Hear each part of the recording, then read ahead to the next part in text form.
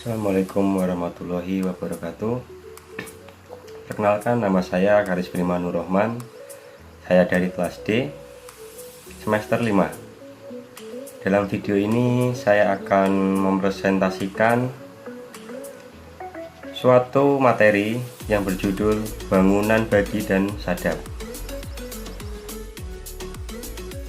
Bangunan bagi adalah sebuah bangunan yang berfungsi untuk membagi saluran air dari saluran primer atau saluran sekunder ke dua buah saluran atau lebih yang masing-masing debitnya lebih kecil.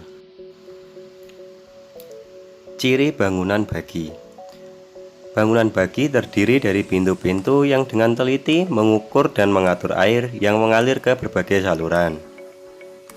Yang kedua, salah satu dari pintu-pintu bangunan bagi berfungsi sebagai pintu pengatur muka air, sedangkan pintu-pintu sadap lainnya mengukur debit. Pada cabang saluran dipasang pintu pengatur untuk saluran terbesar dan dipasang alat-alat pengukur dan pengatur di bangunan sadap yang lebih kecil. Untuk membatasi sudut aliran dalam percabangan bangunan bagi, dibuat sudut antara 0 derajat sampai 90 derajat. Berikut ini adalah contoh aliran dalam bangunan bagi.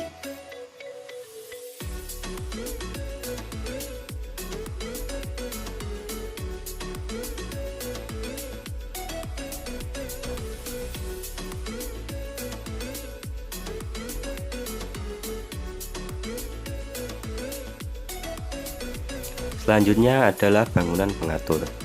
Bangunan pengatur akan mengatur muka air saluran di tempat-tempat di mana letak bangunan sadap dan bagi. Bangunan pengatur harus direncanakan sedemikian rupa sehingga tidak banyak rintangan sewaktu terjadi debit bencana. Kehilangan energi juga harus kecil pada pintu skot balok jika semua balok dipindahkan.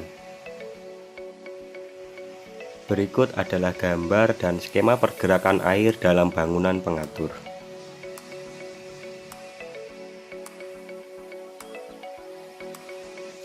Yang selanjutnya adalah bangunan sadap sekunder. Bangunan sadap sekunder memberi air ke saluran sekunder dan melayani lebih dari satu petak tersier. Bangunan yang dapat dipakai untuk bangunan sadap sekunder antara lain alat ukur Romijin, alat ukur Kram de Gruyter, pintu aliran bawah dengan alat ukur ambang lebar, dan pintu aliran bawah dengan alat ukur Flume. Alat ukur Romijin adalah bangunan pengukur dan pengatur serba bisa yang dipakai di Indonesia sebagai bangunan sadap tersier.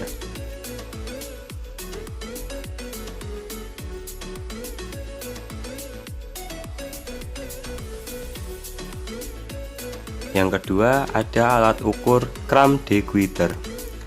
Pintu ini merupakan modifikasi atau penyempurnaan modul proporsi yang dapat disetel atau adjustable proportion module. Alat ukur ini diperkenalkan oleh Grumpada pada tahun 1922. De Gruyter pada tahun 1926 menyempurnakan trase Flume tersebut dan mengganti blok atap seperti yang direncanakan oleh Krum dengan pintu sorong yang dapat disetel. Ini adalah alat ukur ambang lebar beserta jenisnya. Ada 4 jenis alat ukur ambang lebar. Selanjutnya ada alat ukur Flume. Alat ukur Flume sendiri yang paling umum dipakai adalah partial Flume.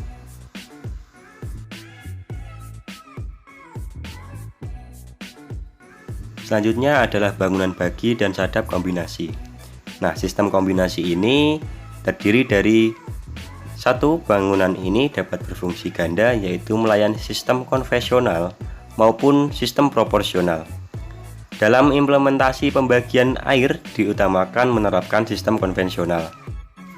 Sedangkan dalam kondisi yang tidak memungkinkan untuk mengoperasikan pintu-pintu tersebut, maka diterapkan sistem proporsional.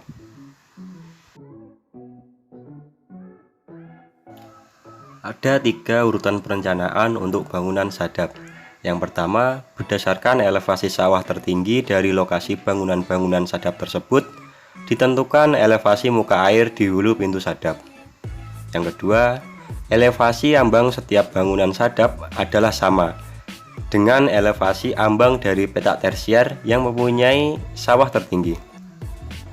Yang ketiga, kebutuhan air setiap bangunan sadap haruslah sama.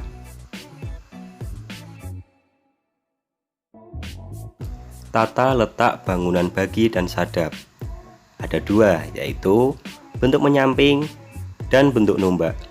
Untuk bentuk menyamping sendiri, kelemahan dan kelebihannya adalah sebagai berikut. Sedangkan untuk skema pergerakan air dalam bentuk menyamping adalah sebagai berikut.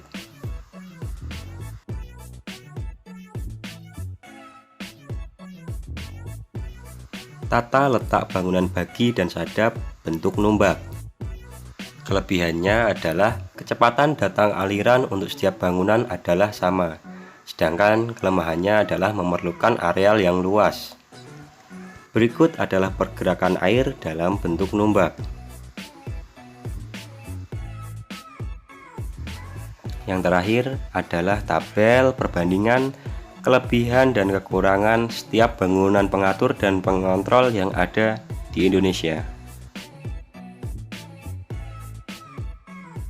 Saya rasa sekian sampai di sini presentasi yang saya bawakan. Apabila ada pertanyaan, silahkan email saya di email berikut.